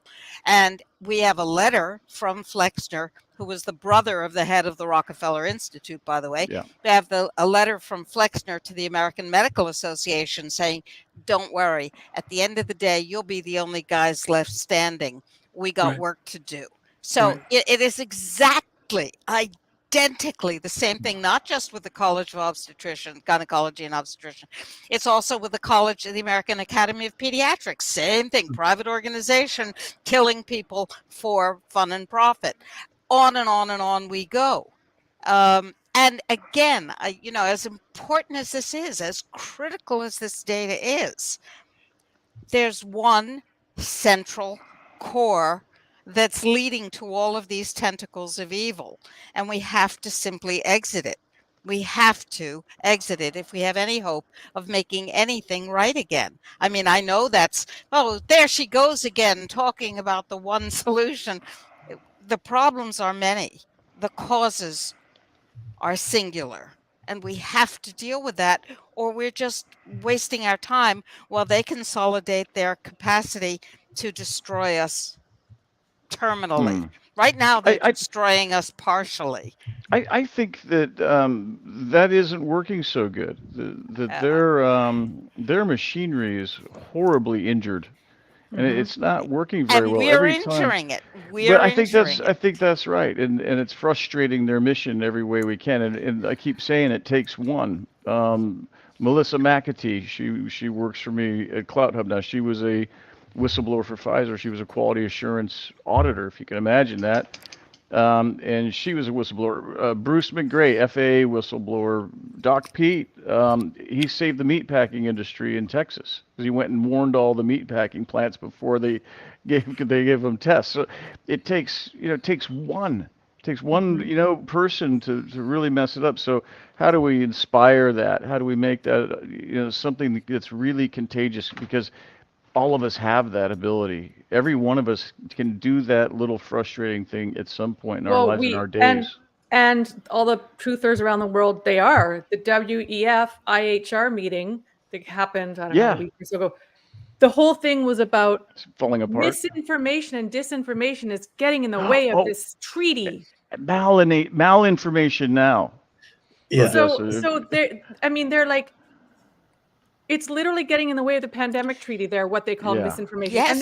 And then Davos, you've got I don't know if they were Regaining politicians. trust. Yes. There's like, I want to do a show about it, but it's just so much. People are sending links of the best parts of Davos where they're being called out for the fact that nobody wants to do what you guys are doing. You're all insane. Nothing's going to work that you want to do. The truth is coming out at the same time. You know, this thing happens in Canada where Ottawa was deemed it was unconstitutional what they did. Nurses are getting rehired. I mean, they're fighting an uphill battle. They're not even lying, which about makes that. them the most dangerous. They are now a wounded animal. They've always been a vicious, murderous animal. Now they're wounded. What I think they are going to move to, we're losing in the way with vaccines and with lockdowns and climate paranoia. What do we have to do next? I want to ask you Americans, this is your show, Wayne. Meanwhile, I'm asking, what do you think's going to happen in Texas? Well, there's a What is revolution happening? going on in Texas. There is a, it seems to me this is the start of a revolution. There's something that I have to show you here. It was just brought to my attention today. What's going on in Texas? The World Economic Forum has declared war on America. This migrant invasion is not organic or natural. It is literally being organized by the organizations that we're here trying to get a consensus to demand our countries. All they have to do is say, get us out. That's it. It's really, really simple. We just have to get somebody in control of our country to say, get us out of the organizations that are doing this. They are the ones that are waging war on America. They are the ones that are invading your country. This organization that our deputy prime minister is the right-hand associate of, sits on the board of directors of the World Economic Forum, our own little brand of Nazi, is the ones that are causing this crisis in the United States that could end up with Americans shooting Americans in the defense of democracy. It's always in the defense of whatever it's in the defense of. It's always the same thing. There's a really important point here that nobody's that I'm hearing is talking about, and this is a lawyerly point.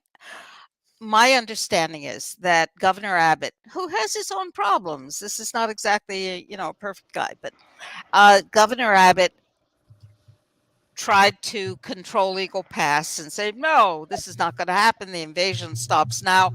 And it was the Department of Homeland Security that filed an emergency writ, I suppose, with the Supreme Court that night saying, as I understand it, this is not within the purview of the United States to control, because under the United Nations agreements that we are signed on to, migration is a human right. We no longer have control of our borders. Neither Texas nor the United States has control of our borders. And therefore, this is a perfect demonstration of the fact that any kind of meaningful sovereignty, whatever the trappings and banners might be, any kind of meaningful sovereignty has been long it was ceded. dissolved.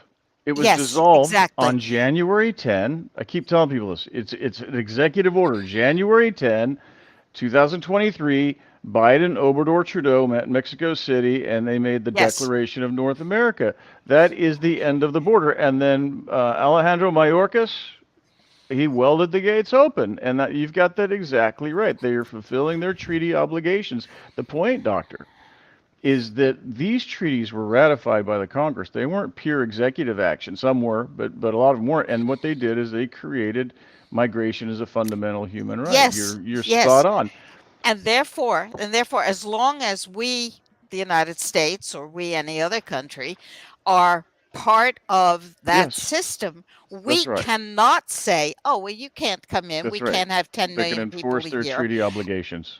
And so if you can't protect, if you're not interested in protecting your children from hypersexualization and mind control through that destructive route, if you're not interested in protecting your borders and the integrity of your national status, then by God, you should be interested in protecting your car, because you won't have private transportation. Pick one. Just Love pick you. one. You're I so don't great, care Doctor. which one. Folks, I gotta bug out of here. Thank you for having me. It was really just a joy to be with you. Really appreciate that. I hope I get to come back. Anytime you want. If you've got an hour and you want to talk, we are your huckleberries. We've got a Love very it. hungry community that is always looking to get fired up with some hard truths, and there's a lot of questions that My we kind of can language. bring to the table. Good to Beautiful. see you, Todd. Likewise, Doctor. God bless you all. Keep going. I'll be watching. Thanks, guys. I want to make mention really quickly about Biden. Is everyone aware that it seems like there was actually an actor who was playing him on January? When was he initiated in? January. Inaugurated on January 3rd, was it? Yeah. 2021. Yeah. Well, when he placed his oath, well, he didn't write it down, but when he did all that, I believe it was an actor, and I can put that in the chat because there is a man who is listed as being Joe Biden on that day, which was on IMDb, which is the standard if you were in any sort of production. You can't find it now. What's IMBD? I don't know what that is. Internet Movie Database. So professional actors that are in a production, they're listed there. It's International Movie Database. What did I say? Internet. Sorry about that. International Movie Database. Okay. So IMDb.com. yeah. So he is archived as being on there, but when you look at his profile, it's gone from his profile. This gentleman who was born, I believe, in the 1930s looks quite similar, but he doesn't have to, of course, look exactly the same because of, we all know about masks. So, yeah. I think Orwell would be rolling over in his grave if he were watching the news, smoking his pipe today. Yeah. There is one thing, I don't want to jump over topics, but I was looking at Maui, Lahaina. Am I saying that right? Lahaina. And apparently the satellite images are from the summer right now. If you go onto Google Earth, I know that because I looked at my own home, and there are no leaves right now on the trees, but there are on the satellite images. So I went over to Maui, and I was looking. I don't know if any of you saw this when it first happened, but there were videos that were talking about direct energy weapons. And there's talking in particular about how blue objects were left alone. Blue cars, blue roofs. And so you can see right now, if you go onto Google Earth, in that area where everything is ashed out, you will see that there are blue cars. Nothing was done to them in the midst of ash. So I have a attorney friend, and he states that they're quickly trying to clean everything up without doing a proper investigation. I did see one of the natives speaking at some board meeting saying we want soil samples because they know that it's not a regular fire. So anyway, I didn't want to jump, but it is important because, well, the powers that shouldn't be, as Peggy Hall says, it's all working together. So does anyone know about that? And please do go on to the Google Earth and see what I'm talking about. I know that it was very, there were a lot of very odd physics going on there. And as a student of physics and chemistry major, it was just some really bizarre happenings, very similar to what happened in Northern California. Was that 2018? Paradise Valley. Valley. And it's really, really interesting. Now, Monique, are you suggesting that the blue was a a decoy to not hit them, kind of like, if you will, the the blood of the lamb on the mantle for the Jews escaping? Well, it could be, however, from the video that I had seen, the laser didn't penetrate through the blue. I don't know why. I don't remember. And I had links. They're gone, of course, gone. They've been removed. All of the uber wealthy mansions turn out to have blue roofs of just about that same color. It's just a wild, crazy coincidence. Couldn't possibly mean anything, right? I spent 15 years, 16 years in fire and rescue, industrial and wilderness. And I can tell you that there is nothing that has happened that has burned in the last 5 or 6 years that was a fire of significance. That was a natural event. We are far better at putting out fires than what they have used or than they have engaged in. There is nobody that can tell me that what happened in Canada was an accident, even though it's starting to come out now that these were arson. It was first thing that I said, and these things are patterns and they're predictable. You go to the end of the road and you start a fire. That's how it happens, and they have done that everywhere. These direct energy weapons, I don't doubt that is for a second. When I looked at the burn patterns, after as many years of looking at fires and what happens after fires, there is no way that these are natural events. But we're kind of getting down to the tail end here of our discussions, and I'd like to ask, start with Dr. Thorp. As we make a pass around the table, some of the things that you see or that we have to watch these monsters and what they're doing. As Dr. Rima stated, they're most dangerous now. They're wounded, they're in fear, they're petrified. They think the world is ending, and it is. Their twisted butterfly version, 5th degree of separation world is ending. What are you paying attention to now the most in connection with the topics that we've been covering today? Yeah, I think we're in a very, very precarious situation. I don't believe we're going to have any elections in the United States of America. And I'm kind of birds of a feather with Tucker Carlson. I love the guy. And we have a lot of commonalities. And I really believe what he said is true. By a month, 8 weeks ago, 6-8 weeks ago, he said that this is indeed a very precarious situation because, these elites, they know that we, the people, it doesn't look like they're going to gain power. And they know if they lose power, that they are going to be criminally indicted. And, some of them may be imprisoned. Others may be hung, and they know their lives are going to be very miserable if a conservative government gets in control. So, all of them have their bunkers that are incredibly well built. Incredible, very comfortable, everything you could imagine for decades. So they're going to be much safer in their own minds of starting World War III and dropping a few nukes, and then they will be facing an election or getting an election, because if they can't criminally steal the votes and get in, they're in trouble. Hillary Clinton said that 10 years ago. If I go down, there's a lot of people going down with me, and I don't think they're going to go down nicely.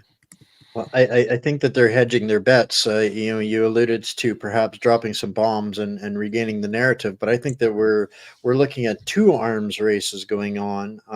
The typical military-industrial complex one that we've known about, old Russia bad for the last 50 years, and the one that is literally coming after us in our arms. And Todd brought it up a little bit earlier about the Ebola planning that they're already starting to plant the seeds of. Can you speak to what you're seeing or what you know about that? Yeah, Ebola, that was really broken, I think, by Dr. Richard Bartlett, also in West Texas. I think that just in the last couple of weeks, this is some very, very reliable mainstream media have reported that, that there are some biolabs that are working on Ebola variants in Colorado, in Denver, in Fort Collins. And that's why these individuals in the health centers were actually vaccinated. So I think there's a lot to be said for that. And by the way, I just read a report. It's up on, I published it on my X account. There's a publication out of China, Mai Lei and colleagues from just 2 weeks ago. And they have developed in their bioweapons lab a pangolin species of indigenous pangolin, which are really weird looking anteaters. And there's a coronavirus that was unique to them. They kind of humanized them in the lab over there and messed around with them and integrated some genetics in there that now it causes literally 100% lethality, 100% lethality in humanized mice. So this is a really scary endeavor. And by the way, that preprint that was published on, right on the preprint that I read, and I put this on my X account, is supported by Chan and Zuckerberg. I don't know whether it was the actual research of these researchers over there in China or whether they were supporting the journal that it was published on. That I don't know, but this is very scary. This goes hand in glove with exactly what I think you were talking about. In that these are, I can't fathom that anybody in the United States of America or global citizens can conceive that this research is being done for the benefit of humanity. Can I just add to that? James, I saw or listened to the audio, and I think he came on Alex Jones too, where the doctor said, why are they giving this new, I think it's new, this Ebola vaccine that they know has a 30% shedding rate, so that they could go to the mall after having this vaccine and literally give Ebola to somebody and start an Ebola outbreak. That's right, Odessa. That's right. Let me tell you an Ebola story, if I may. 2014, Doctors Without Borders and the CIA in hazmat suits were injecting villagers in Guinea-Bissau and Sierra Leone with a cholera vaccine that would protect them from cholera. They would go home after being vaccinated and come back 2 weeks later for the second vaccine. It was interesting that the CIA was observing and all of them were in hazmat suits, which in the tropics is very uncomfortable. So that was interesting. And suddenly there was an outbreak of cholera in Sierra Leone and Liberia and other places, Guinea-Bissau. Just amazing that it certainly happened by accident, because couldn't possibly have happened intentionally. Now, at that time, I published the 117 patents that I was able to find held by the United States government on the weaponization of the Ebola organism. And it happened that the latest iteration, the latest patented iteration, was the one that just happened to show up in West Africa at that time. That was sort of interesting. Merck had a vaccine that was the Ring vaccine that was just about to be given an emergency use authorization. But at that time, I became aware of a piece of research that the Defense Threat Reduction Agency of the United States Department of Defense had declassified in 2009.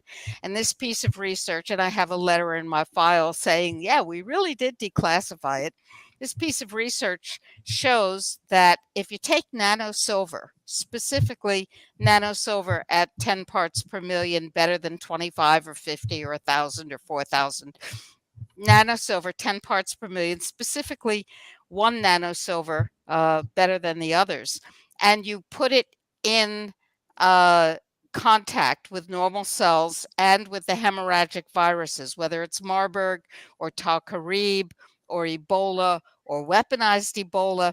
What happens is that the virus can't attach to the cell, the virus can't penetrate the cell, and then the virus can't replicate inside the cell. In other words, there's no disease, which is pretty interesting. So I did a video. I had a professional videographer make a professional video, which I sent to every minister of health and every president of Africa. And it was called None Need Die of Ebola. And then through the generosity of some folks who were from Sierra Leone, who live in the United States, I was able to send 200 bottles of that particular nanosilver, which I was actually marketing under my own label, although I wasn't manufacturing it, that had been found to be most effective against all of the hemorrhagic viruses in this research. And we sent, the overnight shipping to get it to Sierra Leone the next day was $3,700, and the shipment disappeared. And that was interesting. The shipment disappeared, and 6 weeks later, a guy calls me up and he says, "Hey, is this stuff yours?" And I said, "I don't know. Maybe you could clarify what stuff we're talking about." And where are you? He was a warehouse in Brooklyn. These pallets of silver in bottles had shown up with no labels, which is wildly illegal. International bills of lading and so on are very tightly controlled. No labels. And he ripped the plastic off, and he ripped some cardboard off, and he found my number on one of the bottles, and he called, and I said yes. So we sent the bottles to Sierra Leone. The army received it. People literally took it in suitcases on airplanes to get it to them because we couldn't ship it the other way. And then they started treating people in the treatment centers with this particular nanosilver. And I have a video of the Minister of Information, the Honorable Alpha Kanu, standing there with one of my bottles with my label on it, saying, "This cured 500 people. We have empty Ebola centers." And that was interesting. So I contacted him again and I said, "How do we get you more silver? I can't donate enough silver for the whole country, and you've got yaws and you've got malaria and tuberculosis and so on. So how do we do this?" And he said, "We don't." And I said, "Why not?" And he said, "Well, the head of mission of WHO met with President Koroma, who was at that time the president of Sierra Leone, and said that if we acquire any silver for any other purpose, all international aid from every source will be cut to Sierra Leone." Fast forward to Liberia. In Liberia, through the Minister of Health, I had set up a clinical trial using the same silver in their Ebola treatment center. And we provided the Ebola and the protocol and so on. And as he was in his moon suit, and as he was unscrewing the first bottle to give a capful to the first patient who was dying of Ebola, the nurse came up and handed him, or put the phone next to his moon suit space hat, and it was President Sirleaf, Roberta Sirleaf. And she said, "I am here with the head of mission to Liberia of WHO, who says that if we do this study and use any silver, there will be no further aid of any sort to Liberia." So that study was scuttled. Now, what was going on was that under emergency use authorization, there has to be no other treatment possible. Otherwise, you can't have emergency use authorization. So by making it clear that the United States government had already said, oh, we got no problem with hemorrhagic viruses. We just do 10 part per million nanosilver. Everything's cool. We scuttled the emergency use authorization. At that point, the FDA came against me, and eventually they dragged me into federal court, Third Circuit, and said I was doing things that I wasn't doing, and blah, blah, blah, blah, blah.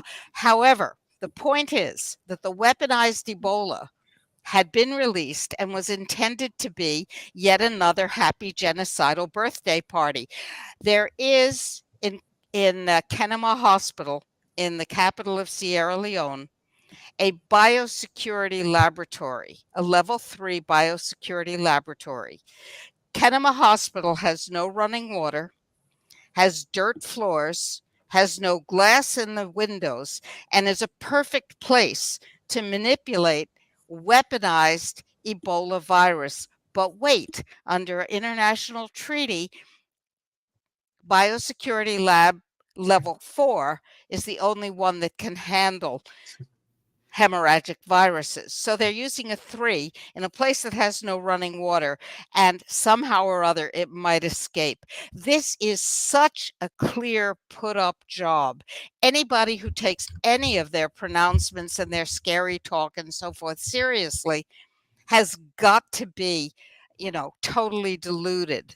They're so transparent and they're so consistent in what they do. Now, this is a true story. This is not third-hand information. I experienced this, right? And this is the kind of thing that they do shamelessly and repeatedly. So what are they going to do next? They're going to say we're facing Ebola and we have a vaccine for you. We're okay. Well, unless we say no.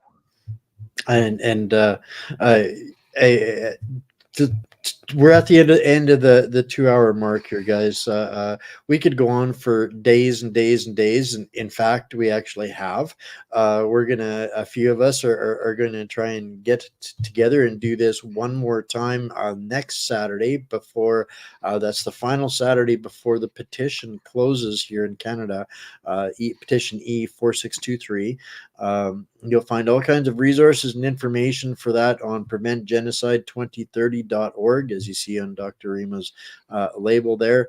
Last thoughts, guys, before I let you guys all go and get back to living again here, and much gratitude for hanging out with us for and using up your whole Saturday nights to hang out with a bunch of far right fringe minority conspiracy theorists that are saving the world one conversation at a time.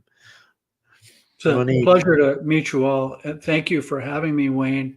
And Odessa, it's wonderful to visit with you. Dr. Rima, it's just an honor. Really, really interested in your background that I've been reading here on the internet and your expertise. And Monique Lukens, thank you so much for having me. God bless you all. And fight hard, be strong and courageous. Well, my closing words, I wanted to say this actually when Todd was here, was through all of this, something beautiful is happening between Canadians and Americans. And it's getting bigger and bigger and bigger. And I think it's going to be really important one day. So thank you, Americans.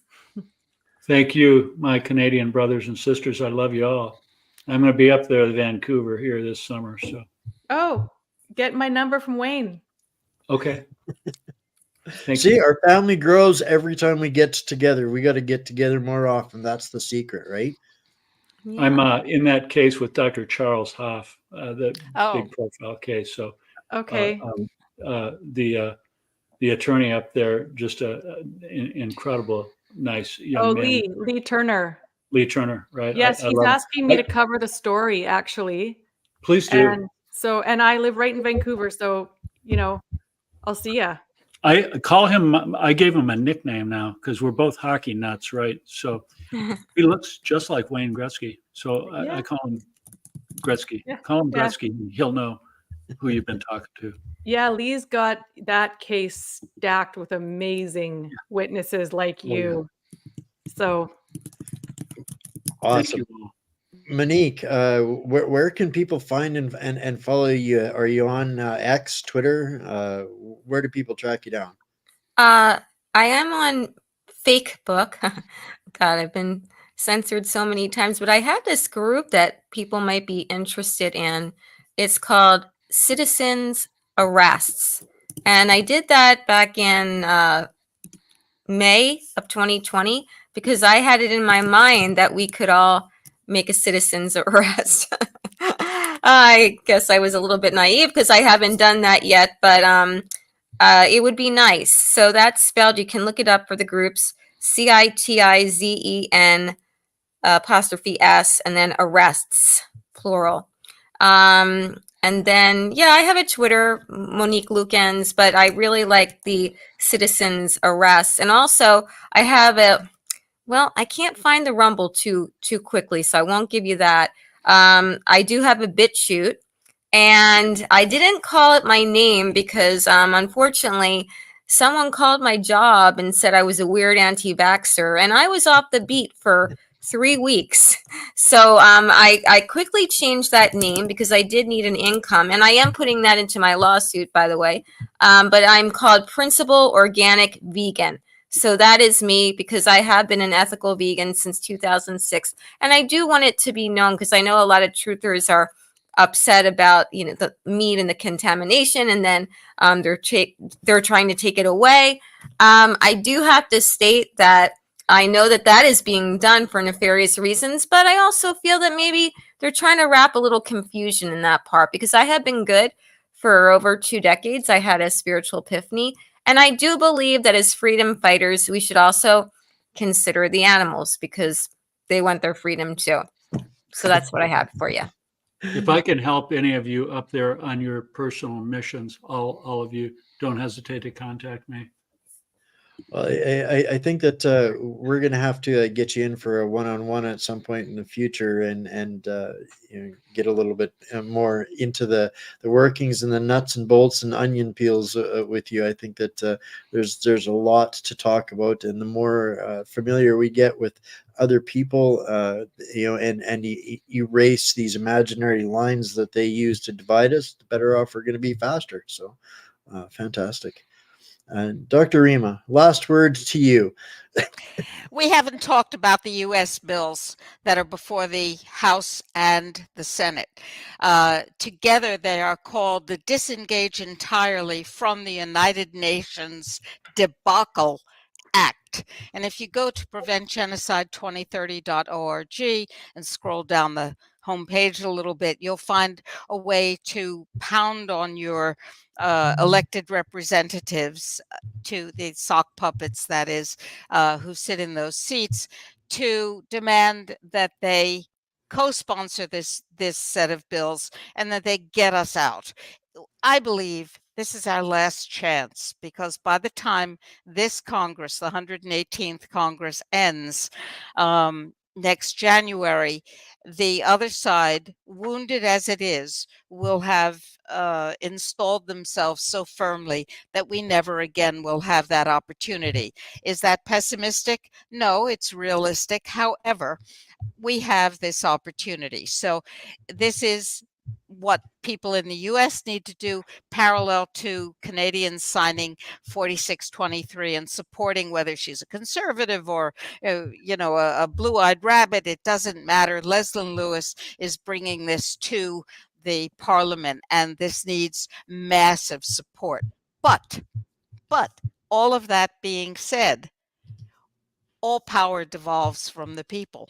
We are the people. And we have the ability, God knows we have all the information at this point that we need. Not that there won't be more information, but there's quite enough to know that we are in the middle of an ongoing Holocaust now, the most successful Holocaust that has ever been waged against humanity. A minimum of 17 million people have already died. Perhaps it's many, many times more than that. Dr. Thorp, I know that you have quite a different number, pretty much close to a 500 million. Whatever that particular number is, we have to take action. Yeah, And we have Rima, to my protect number is humanity. exactly the same as yours. The only thing that I have with that 17 million, I concur with that. I stand by that. But this is the injure to kill ratio is Yes. what's critical here. Yes. And I've taken that from Pfizer's data. The injure to kill ratio Yes. is greater than the 2 nuclear weapons that were dropped on Hiroshima and Nagasaki. Absolutely. And far greater than every war since then, which I've documented. It's 33.4. So 33.4 times 17 million, you're looking at 585 million global citizens that have been killed and injured. Exactly. And that's just for these monsters, that's just a good start. They have so much more in mind, and we have to stop them. It's very simple. It's up to us. And everything else is, in my view, subsidiary to that. So Prevent Genocide 2030 is there for people from many different countries to take action and to force their gatekeepers to do the will of the people, which is get us the hell out of this death machine. That's what we have to do. And I thank you very much, Wayne, for having me and my persistent demand that we solve this problem in these roundtables. And I'm absolutely thrilled to meet with all the people who are here. I just want to make absolutely clear to everybody, it doesn't matter which politician sponsored this petition. Doug Porter, a Canadian, one of us, wrote it. She had the guts to actually say this is important. So we need to put away every political stripe that we have and force this into being the number one subject in our countries over the next coming days.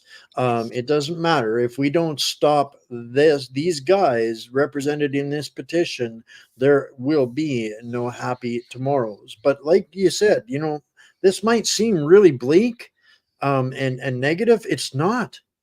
It would be really bleak and negative if we were here telling you there was no hope. There was nothing we can do. This is incredibly empowering. We got a chance. This is what we have to do. Organize the people, get it figured out. We have one common enemy, no matter which country that we're in. And these are the guys that are pulling the strings and controlling all of the suffering that we're all fighting for. So regardless of our differences, find one thing that we can do together. And right now, this is that best thing. So my favorite part of the show is listening to someone's dog snore the whole time. I can hear it. I love it. The dogs aren't worried. Oh, fantastic, guys. I love you guys all. Stay strong. Keep doing what you're doing and keep in touch. We will we'll meet again here somewhere, some way, some form, somehow. All right. Oh, guys? Canada, we love you. Can we save that chat? Can we post that chat? By the way, it is Internet Movie Database, and the actor's name is Arthur Roberts II. So look that up. All right.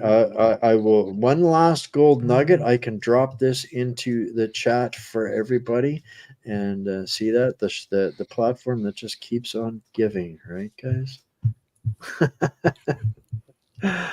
All right. As I'm firing this out to all of the people that are following in the chat, thank you for taking Saturday night and hanging out with us and maybe learning something and maybe getting a little bit more fired up about something else. And hopefully we don't get all censored and put into the gulag tomorrow. So again, have an amazing weekend, guys. I love you all, and we will chat soon.